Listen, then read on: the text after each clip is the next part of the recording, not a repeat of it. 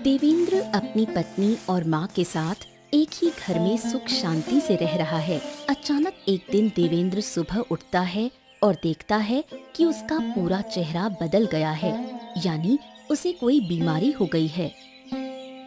तुम्हारे चेहरे पर ये सब क्या हो गया? तुम्हारा चेहरा पूरी तरह से सूजा हुआ है, लाल लाल हो गया है। ऐसा क्यों हुआ?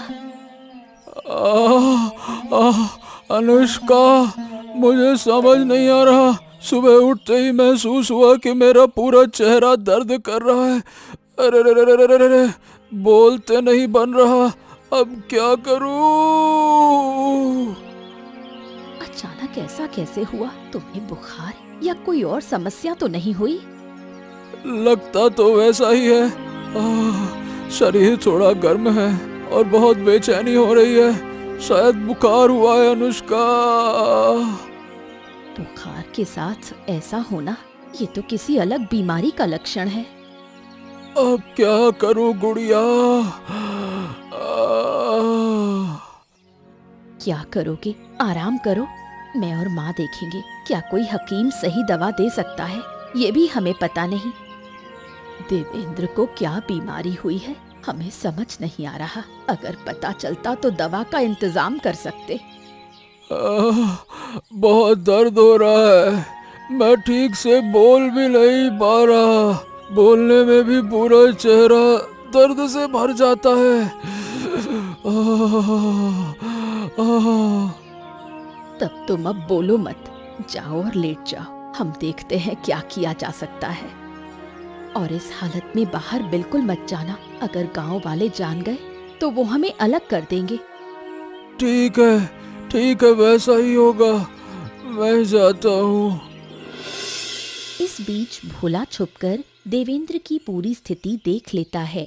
फिर भोला पूरे गांव में देवेंद्र के बारे में अफवाह फैलाने लगता है। अरे भोला, अरे भाई तुम यहाँ वहाँ कहाँ घूम रहे हो? ए भाई, तुम्हें कोई काम वाम नहीं है क्या? अरे मैं तो तुम्हारी मदद के लिए घूम रहा हूँ, फिर भी मेरा नाम नहीं बनता। मदद? अच्छा बताओ, क्या मदद कर रहे हो? अरे हमारे गांव में महामारी फैली हुई है, तुम्हें पता है? महामारी? हमारे गांव में? अरे क्यों, क्या हो गया? हमें तो कुछ नहीं पता। तुम कैसे जानोगे? तुम मेरे जैसे पूरे गांव में नहीं घूमते। मैं जानता हूँ, मेरे पास सारी खबरें हैं। देवेंद्र दादा को महामारी हुई है, उनके पास मत जाना। क्या?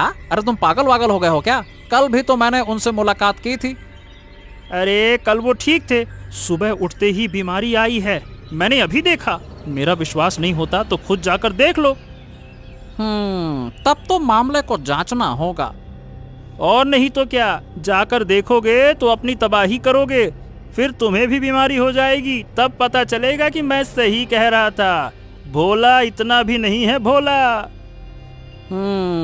सही कहा। गांव वालों को कहना चाहिए कि वो देवेंद्र दादा के घर के पास ना जाएं। ये अब कही तुमने सही बात। यही तो मैं भी सोच रहा हूँ। सबको बताना होगा, वरना बीमारी पूरे गांव में न फैल जाएगी। अच्छा सुनो, तुम भी सावधान रहना। ठीक है, चलो घर चलते हैं और मोड़ल भाई को बताते हैं कि देवेंद्र दादा को अलग रखा जाए जब तक बीमारी खत्म ना हो जाए। देवेंद्र के घर के लोग बाहर ना निकलें। ये हुई ना बात। चलो ठीक है। देवेंद्र की इस बीमारी के कारण पूरे गांव वाले मिलकर देवेंद्र के परिवार को अलग कर देते हैं। गांव वाले घोषणा करते हैं कि जब तक ये बीमारी ठीक नहीं हो जाती, तब तक देवेंद्र के परिवार का कोई भी सदस्य बाहर नहीं निकल सकेगा। आज 2 दिन हो गए हैं, बाहर नहीं निकल पा रहे, ना बाजार जा पा रहे, ना चूल्हे पर खाना बना पा रहे। ऐसा चलता रहा तो कोई बात नहीं बनेगी। अरे मेरी वजह से तुम सबको कष्ट सहना पड़ रहा है। पता नहीं मेरी ये बीमारी क्यों हुई। कौन जानता है ये संक्रामक है या फिर नहीं, ये भी समझ में नहीं आ रहा। गांव वाले बेवजह तुम्हारी बीमारी को संक्रामक मान रहे हैं। अगर सच में संक्रामक होती तो मुझे और माँ को भी तो यही बीमारी हो जाती। ये बात गांव वाले नहीं समझते। अरे वो कैसे समझेंगे? उन्होंने एक बात देखी, अफवाह फैल गई, अब उसी पर उछल कूद हो रही है। अगर संक्रामक होती तो पता चलता कि ये बीमारी कहाँ से आई है, किससे आई है। छोड़ो, कुछ दिन का तो मामला है, थोड़ा सहन कर लो। जल्दी ठीक हो जाओ, फिर सब कुछ ठीक हो जाएगा। मैं चाहता हूँ कि मेरे साथ साथ पूरे गांव में ये बीमारी फैल जाए, तब सब मेरी पीड़ा समझ पाएंगे। अलग होने का जो दर्द है वो भी वो महसूस करेंगे। ऐसा कहना ठीक नहीं। दूसरों की बर्बादी चाहोगे तो खुद ही बर्बाद हो जाओगे। इसलिए बेहतर है कि दूसरों को नुकसान पहुंचाने की बजाय ये दुआ करो कि तुम जल्दी ठीक हो जाओगे। ठीक है, क्या कर सकता हूँ, देखते हैं ये बीमारी कब ठीक होती है। तुम कुछ दिन अपनी मर्जी से चलो, हरी पत्तियां मिलती हैं तो देखो कहीं। हाँ। सिर्फ विक्रम दादा ही नहीं, उनके घर का कोई भी सदस्य बाहर नहीं निकल पा रहा। अब जब तालाब पर जाऊं तो विक्रम की बीवी अनुष्का का चेहरा देखना नहीं पड़ता। अरे ऊपर वाला जो करता है अच्छा ही करता है। उन लोगों के बड़े बड़े सिर बिल्कुल नीचे कर दिए। अब किसी के सामने अपना चेहरा दिखाने की हिम्मत नहीं, सब दूर दूर रहते हैं। मैं भी यही चाहती हूँ कि वो कुछ और दिन तक बीमार रहे। ज्यादा दिन तक बीमार रहे तो हमारा ही फायदा। वो अब कभी भी सिर ऊंचा करके नहीं चल पाएंगे। और सिर ऊंचा करके चल पाएंगे भी तो तब तक बचे रहेंगे अगर इस महामारी की दवा मिल जाए। कविराज भी उनके घर के आसपास नहीं आएगा। डर के कारण इलाज कैसे होगा? इलाज के अभाव में पूरा परिवार नष्ट हो जाए, हम तो बचेंगे। सुनो, तुम फिर भी चालाकी मत करना और उनके घर के आसपास मत जाना। उनके घर जाकर उनकी हालत देखोगी ना तो तुम्हारी भी हालत वैसी हो जाएगी। फिर मैं तुम्हें घर में बंद कर दूंगा। हाँ। मेरी इतनी जिज्ञासा नहीं कि उनके रोग को देखने के लिए कूद कूद कर जाऊं। इतनी बीमारियां देखने की मेरी इच्छा नहीं। अरे देखा जाएगा। तुम लोग महिलाएं बहुत बुरी होती हो, कोई जिज्ञासा दबा नहीं पाती। तुम्हारे अंदर हमेशा सब चीजों के लिए चुल्ल होती, मतलब जिज्ञासा होती है। चुप रहो तुम, बहुत बोलने लगे हो। इतना बोलोगे तो तुम्हें उसी देवेंद्र के घर में बांध कर ले जाऊंगी, तब मजा आएगा। नहीं नहीं नहीं नहीं नहीं, तुम महिलाएं अच्छी हो, अब खुश हो। मेरे ही जीवन में कष्ट ही कष्ट है। हाँ, हो गया। अब यहाँ बैठकर बात मत बढ़ाओ। जाओ बाजार से कुछ सामान लेकर आओ, रात को खाना बनाना है। 2 दिन बाद ही इंदिरा को भी वही बीमारी हो जाती है। विक्रम और इंदिरा दोनों चिंतित हो जाते हैं। दोनों के बीच डर काम करता है कि वो एक कमरे में रहें। अरे तुम्हें कितनी बार कहा है कि इस वक्त घर के बाहर मत जाना। गांव की हालत ठीक नहीं है, फिर भी तुम मेरी बात नहीं सुनती हो। निश्चित ही तुम देवेंद्र के घर के आसपास गई होगी उनकी हालत देखने, इसीलिए तुम्हारी ऐसी हालत हो गई है। चुप रहो तुम। मैं उनके घर के आसपास भी नहीं गई, इस घर से भी बाहर नहीं निकली। अचानक ही मेरी हालत ऐसी हो गई। अब इसमें मेरी क्या गलती है, तुम बताओ। अरे तो क्या बीमारी हवा में उड़ती फिरती है? क्या ये संक्रामक बीमारी नहीं है? बताओ, क्या ये हवा में उड़ती फिरती है? मैं तुम्हें बता रहा हूँ, तुम्हारे कारण मैं भी इस बीमारी से ग्रसित नहीं हो सकता। मैं तुम्हें इस घर में रहने ही नहीं दूंगा। क्या कहा? तुम मुझे इस घर में नहीं रखोगे? अगर तुम मुझे यहाँ नहीं रखोगे तो मैं कहाँ जाऊंगी? पिता के घर जाकर रहूंगी क्या? हाँ तो जरूरत पड़े तो वही करो ना। कोई भी अच्छा काम हो तो पिता के घर भाग जाती हो, अब तो जाना भी नहीं। मैं अब किसी भी हालत में पिता के घर नहीं जा सकती। मेरी तबीयत खराब है, तुम मेरी देखभाल करोगे। बस मैंने कह दिया तो कह दिया। अरे तुम समझती नहीं हो कि तुम्हारी इस हालत में मैं तुम्हारी सेवा कैसे कर पाऊंगा? फिर मैं भी उसी बीमारी से पीड़ित हो जाऊंगा, समझो। तुम कविराज को खबर दो, कविराज जल्दी आकर मेरा इलाज करेगा। और खबरदार, गांव वालों को पता नहीं चलने देना। गांव वाले फिर हमें एक कमरे में बंद कर देंगे। ठीक है, मैं ऐसा ही करूंगा। तुम फिर इधर उधर मत जाना, घर में ही आराम करो। इंदिरा की बीमारी का समाचार छुपा नहीं रह सका। थोड़े ही समय में पूरे गांव में ये खबर फैल गई। इसलिए भास्कर बाबू खुद आकर विक्रम और इंदिरा को गांव से अलग थलग कर देते हैं। क्या हुआ विक्रम? सुना है तुम्हारी बीवी बीमार हो गई। देवेंद्र को जो बीमारी हुई थी वही तुम्हारी बीवी को भी बीमारी हो गई है। नहीं बाबू, नहीं नहीं नहीं, ऐसी कोई बात नहीं है। मेरी बीवी को सामान्य बुखार है। आपको ये खबर किसने दे दी? तुम मुझसे चालाकी कर रहे हो। पूरा गांव तुम्हारी बीवी की बीमारी के बारे में जानता है, फिर तुम मुझसे झूठ क्यों बोल रहे हो? मैं बिना जांच पड़ताल के यहाँ नहीं आया हूँ। अरे मैं सच बोल रहा हूँ बाबू। अगर आपको विश्वास नहीं हो तो घर आकर देख सकते हैं। अरे क्या तुम पागल हो गए हो क्या? मैं इस हालत में तुम्हारे घर कैसे जाऊं? फिर मुझे भी वही बीमारी का रोग लग जाएगा तो? नहीं नहीं नहीं नहीं, मैं अभी इतना जल्दी मरना नहीं चाहता। तो विश्वास करिए बाबू, मैं सच कह रहा हूँ। मेरी बीवी को सामान्य बुखार है बस। अभी अभी मैं कविराज के पास से लौटा हूँ। ओहो, कविराज के पास से लौटे हो तो क्या महामारी नहीं होगी क्या? तुम्हारी मीठी मीठी बातों में कोई भरोसा नहीं। गांव वालों ने मिलकर फैसला किया है कि तुमको अलग रखा जाएगा। बस आज से तुम लोग घर से बाहर नहीं निकलोगे जब तक तुम्हारी बीवी की ये बीमारी ठीक नहीं हो जाती, समझे? अरे अरे बाबू, कृपया करके ऐसा ना करिए। अगर हम घर से बाहर नहीं निकले तो बाजार कैसे करेंगे, काम कैसे करेंगे और खाएंगे कैसे? ये क्या बात हुई बाबू? और ये सब तुम्हारी समस्या है, हमारा काम नहीं है। हमारा काम है गांव वालों को खतरे से बचाना। देवेंद्र के समय भी ऐसा ही फैसला किया गया था, फिर तुम्हें कैसे छोड़ सकते हैं? गजब बात करते हो तुम। हाँ ठीक है बाबू, हम आपका फैसला मानते हैं। और याद रखना, घर से बाहर दिखना मत।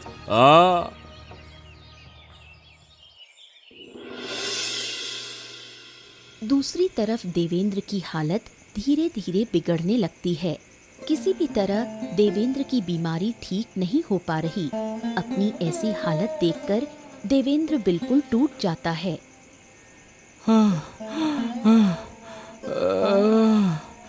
नहीं, मैं और सहन नहीं कर सकता। दिन ब दिन मेरी तबीयत खराब होती जा रही है। अब लगता है मैं मर जाऊं तो ज्यादा। रोऊं तो भी चेहरा दुखता है। क्या करूं ऐसी जिंदगी का? माँ, अब मुझे जाना होगा। ऊपर वाला मुझे बुला रहा है। चुप हो जाओ, हमेशा ऐसे क्यों बोलते हो? इतनी हल्की बीमारी में कोई मरता नहीं और हम कोशिश कर रहे हैं कि किसी तरह तुम्हें ठीक कर दे। मेरी बीमारी कोई छोटी नहीं है और सुन रहा हूँ पूरे गांव में फैल गई है। अरे इलाज भी नहीं मिल रहा। मैं कैसे ठीक हूँ माँ? सुनो, जब बीमारी ऊपर वाले ने दी है तो उसका इलाज भी दिया है।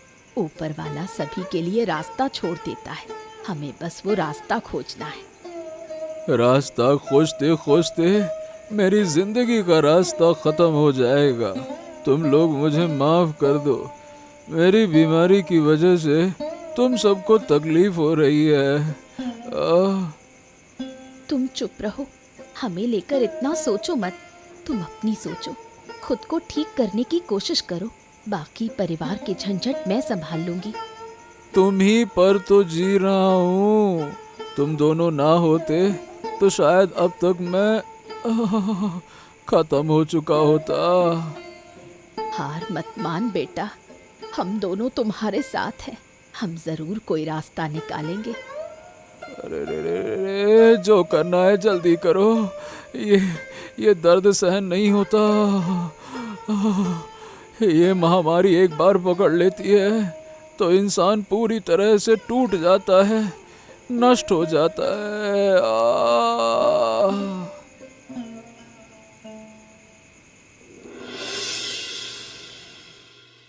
अम्मा, कोई उपाय नहीं निकल पाया। अब क्या करें? हार मान ले? समझ नहीं आ रहा। आपके पुराने दिनों में जब ऐसी बीमारी होती थी तब कोई कविराज भी नहीं था ना? तब हम पेड़ पौधों के पत्ते पीसकर दवा बनाते थे। वही दवाएं हमारी बीमारियां ठीक कर देती थी।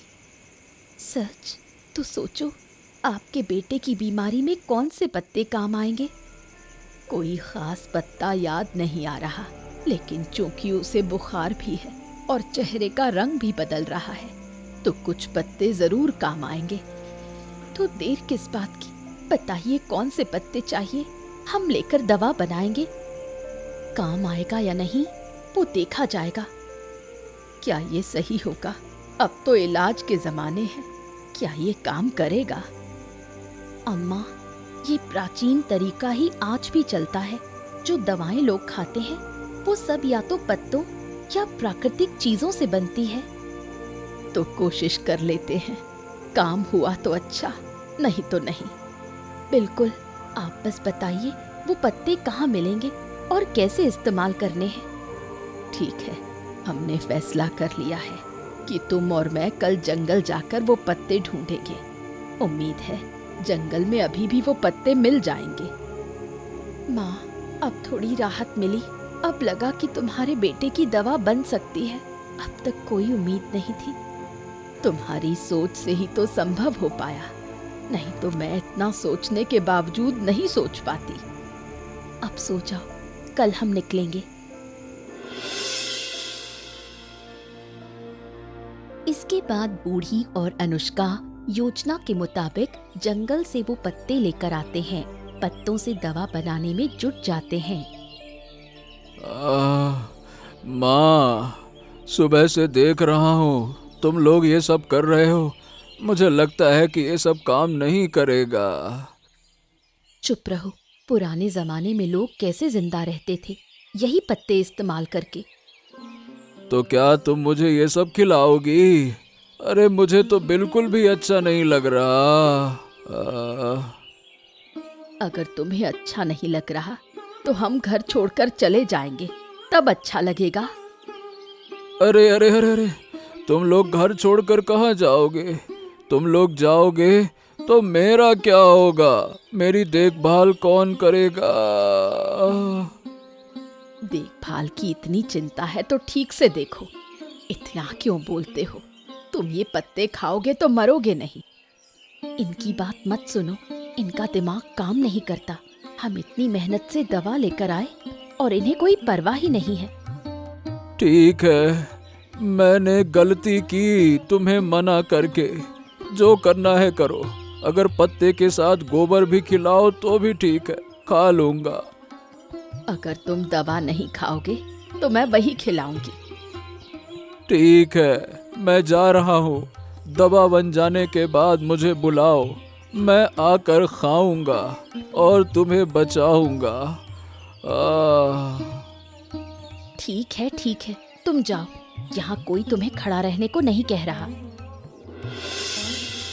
दवा बनने के बाद देवेंद्र सबसे पहले भास्कर बाबू के घर दवा लेकर जाता है। उद्देश्य है कि ये दवा पूरे गांव में बांटी जाए। तुम? अरे तुम मेरे घर के बाहर क्या कर रहे हो? चलो चलो, दूर दूर दूर दूर चलो, जल्दी से यहाँ से चले जाओ। अरे मैंने कहा था ना कि अलग रहो, घर से बाहर मत निकलो। फिर भी मेरी बात नहीं मानी और मेरे घर के बाहर खड़े हो चले आए मुंह उठाकर। क्यों आ गए? बाबू, मैं यहाँ खाली खाली नहीं आया। मैं एक काम लेकर आया हूँ, कृपया मेरी बात तो सुनिए। अरे नहीं नहीं नहीं नहीं नहीं, मैं तुम्हारी कोई मदद नहीं करूंगा। अच्छे से यहाँ से निकल जाओ चुपचाप, समझे? अरे पहले मेरी बात तो सुनिए। आप जानते हैं कि इस बीमारी ने पूरे गांव को पकड़ लिया है। हमने इसका इलाज खोज लिया है। अगर ये दवा सबको दी जाए तो सब ठीक हो जाएंगे। मैं तुम्हारी कोई बात नहीं मानता। पहले तुम खुद ही ठीक हो जाओ, फिर मुझसे बात करो। अभी यहाँ से हटो, नहीं तो ये बीमारी मुझको भी लग जाएगी। अरे दूर से बात करो, दूर हटो। आप मेरी बात पर विश्वास तो करें। अरे उन पत्तों वत्तों से कोई फायदा नहीं होता है। ये महामारी होती है, एक बार आती है पूरे गांव को तबाह कर देती है, समझे? अरे आप पहले ये दवा सभी को दे तो दीजिए, फिर देखिए कि लोग ठीक होते हैं या नहीं। अरे मैंने कहा ना कि हमें पत्तों पर विश्वास नहीं है। यहाँ से तुरंत जाओ, तुम्हें देखकर डर लगता है। जल्दी जाओ। ठीक है, क्या किया जाए, मैं चल रहा हूँ। लेकिन एक बार सोच लेना, जरूरत पड़ी तो बताना। अरे कभी जरूरत नहीं पड़ेगी, अब जाओ यहाँ से, जाओ।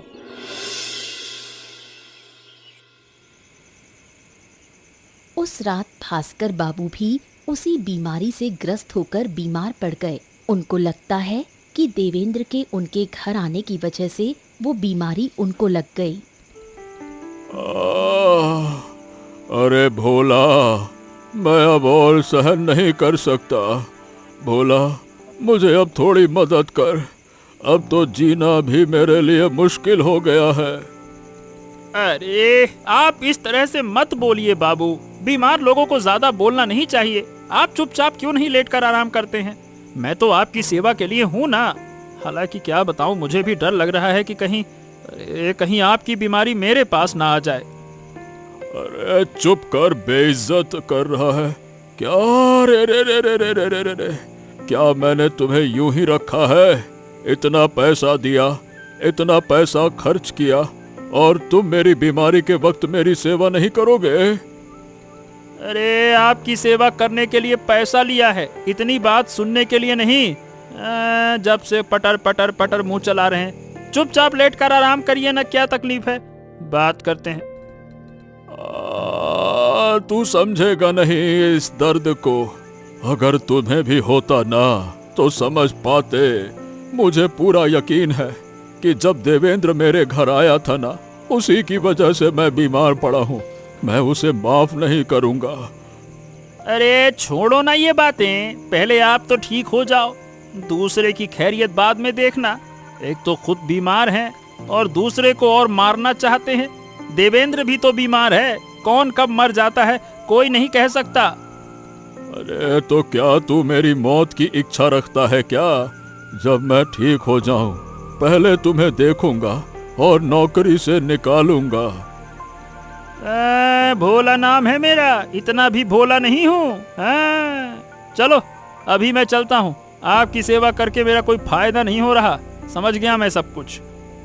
अरे अरे, गुस्सा क्यों हो रहा है? मैं तो मजाक कर रहा था। क्या मैं थोड़ा मजाक भी नहीं कर सकता? तुम्हारे बिना मेरा कोई सहारा नहीं है। हाँ ठीक है, मान गया। मैं कविराज की तलाश कर रहा हूँ, आप लेटिए, कविराज आएगा तो इलाज शुरू हो जाएगा। ठीक है, चलो मैं आता हूँ।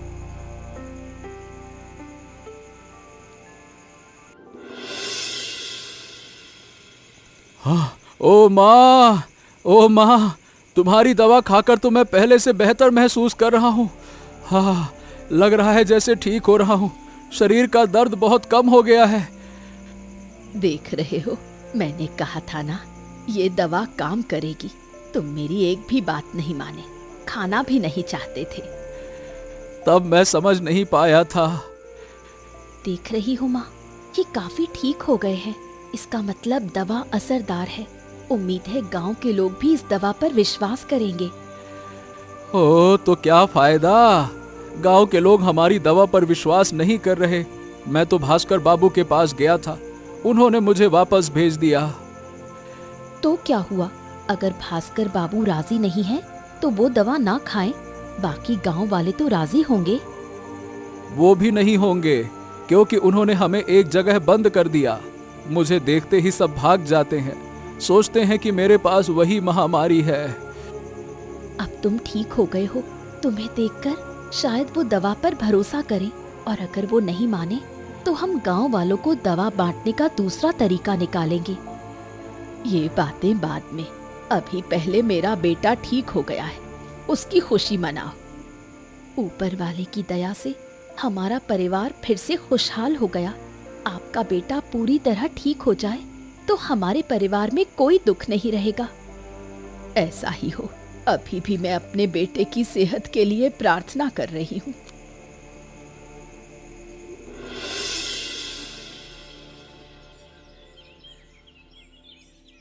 ए देवेंद्र दादा, तुम फिर से आ गए यहाँ पे? जब तुम पहले आए थे तब तो भास्कर बाबू की हालत भी तुम्हारी तरह खराब हो गई थी, अब फिर क्यों आए हो? अरे भैया, जब मैं आया था तब मैं बीमार था, लेकिन अब मैं ठीक हो गया हूँ। ठीक होने की खुशी में पूरे गांव में इंग्लिश मछली बांट रहा हूँ। हैं, क्या बात कर रहे हो? तुम्हें तो ठीक होता देख रहा हूँ। ये बताओ कैसे ठीक हुए? अरे बताओ बताओ बताओ। अरे वो सब बाद में बताऊंगा, पहले तुम ये मछली रखो, भास्कर बाबू को अच्छी तरह से पका कर खिलाओ। अरे क्या खिलाऊं? पहले खुद तो ठीक हो जाए भास्कर बाबू। इस मछली में कोई दवा ववा है क्या ठीक होने की? है? अरे कुछ खास नहीं है, महामारी में अच्छा खाना खाना जरूरी होता है। मैंने तो ये कुछ दिन सिर्फ इंग्लिश मछली खाई, इसीलिए जल्दी ठीक हो पाया। अच्छा, क्या तुम सिर्फ भास्कर बाबू को ही दे रहे हो या पूरे गांव में मछली बांट रहे हो? क्यों सिर्फ भास्कर बाबू को क्यों दूं? मैंने पूरे गांव को दिया है। कई मछलियां पकड़ी हैं। ठीक होने के बाद शरीर में एकदम जबरदस्त ताकत महसूस कर रहा हूं। चलो चलो, बहुत अच्छा है। मैं भी भास्कर बाबू के साथ मछली खाऊंगा। कितने दिन हो गए इंग्लिश मछली नहीं खाई है। इस बारिश में मछली की जोड़ी की तो कीमत आसमान छू रही है। अच्छा हुआ तुमने ला दिया। हाँ हाँ हाँ हाँ, सब खाओ, मछली बड़ी भी है। और अगर कोई छूट जाए तो उसको मेरे घर भेज देना, मैं दे दूंगा उसको मछली, ठीक है? हाँ हाँ, ठीक है ठीक है, तुम्हारा बहुत बहुत धन्यवाद। देवेंद्र की दी हुई इलिश मछली खाने के बाद पूरा गांव स्वस्थ होने लगा। विक्रम और इंदिरा भी मछली खाने के बाद देख रहे हैं कि इंदिरा ठीक हो रही है। क्या बात है, क्या बात है। अरे बताओ, इतने दिन से तुम बीमार थे, कोई दवा नहीं मिली, और आज तुम देवेंद्र दादा के दी हुई इंग्लिश मछली खाकर ठीक हो गई। वाह वाह वाह वाह वाह, ये बात कुछ अजीब नहीं है?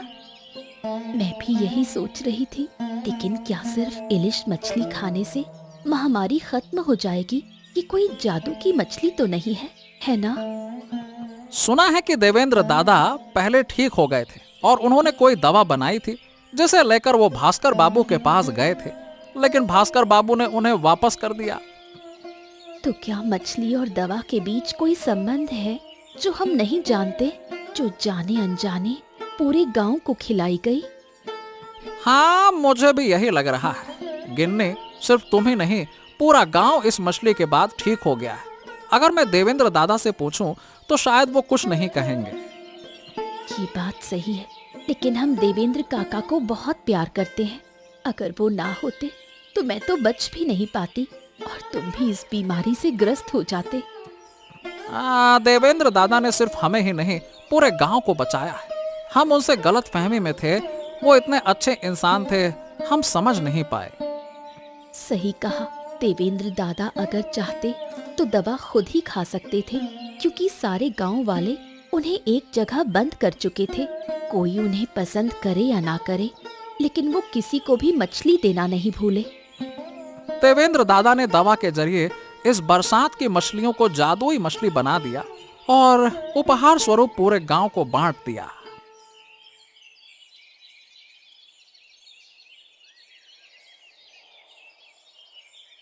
भास्कर बापू समेत पूरा गांव अपनी गलतफहमी मानते हुए देवेंद्र से माफी मांगने का फैसला करता है। वो सब देवेंद्र के घर पहुंचते हैं। क्या बात है, आप सब लोग मेरे घर क्यों आए हैं? मैंने तो कुछ नहीं किया। क्या मछली खाने से आप सबको कोई परेशानी हुई है? अरे नहीं नहीं नहीं नहीं, परेशानी क्यों होगी? उस मछली के बाद तो पूरे गांव वाले ठीक हो गए हैं। हम लोग यहाँ पे आए हैं तुम्हारे पास माफी मांगने और तुम्हें धन्यवाद देने। अरे ये क्या कह रहे हो बाबू, सच में? अरे अब आप कहना चाहते हो तो चलो ठीक है, मांगो माफी, बताओ। मजाक कर रहा हूँ, मजाक कर रहा हूँ। मेरे लिए सबसे अच्छी बात है कि गांव वाले उस मछली को खा के ठीक हो जाएं। हाँ हाँ, हम झूठ क्यों बोलेंगे? सबकी हालत देखकर तुम समझ नहीं पा रहे क्या? मैंने आपको कितनी बार कहा था बाबू, ये दवा सबको बांटनी है, सबको बांटनी है, लेकिन कोई मेरी बात ही नहीं मान रहा था। हाँ हाँ हाँ, लेकिन ये बताओ, इस मछली और दवा का संबंध क्या है? असल में मैंने मछली में वही दवा मिलाई थी जिसके कारण ये मछली खाने से सारे गांव वाले ठीक हो गए। ओह, अब हम तुम्हें कैसे धन्यवाद दें देवेंद्र?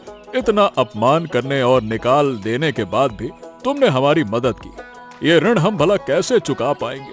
हमें माफ कर देना। नहीं बाबू, नहीं नहीं, ऐसा मत कहिए। आप सब मेरे अपने लोग हैं। मैं अकेला ठीक होकर पूरे गांव को बर्बाद नहीं होने दूंगा, ये मैं नहीं देख सकता। हाँ, बहुत अच्छे। मैं तुमसे वादा करता हूँ देवेंद्र, अब कभी भी तुम्हारे साथ अन्याय नहीं करूंगा। हमारी जान बचाने के लिए तुम्हारा हमेशा ऋणी रहूंगा। और अगर फिर कभी महामारी आई तो तुम्हें अपने घर से नहीं भगाऊंगा, बल्कि कहूंगा, ए देवेंद्र, जल्दी से जादुई मछली लेकर आ हम सबको बचाने के लिए। ऐसी ही मजेदार कहानियां देखने के लिए हमारे चैनल को सब्सक्राइब करना ना भूलें।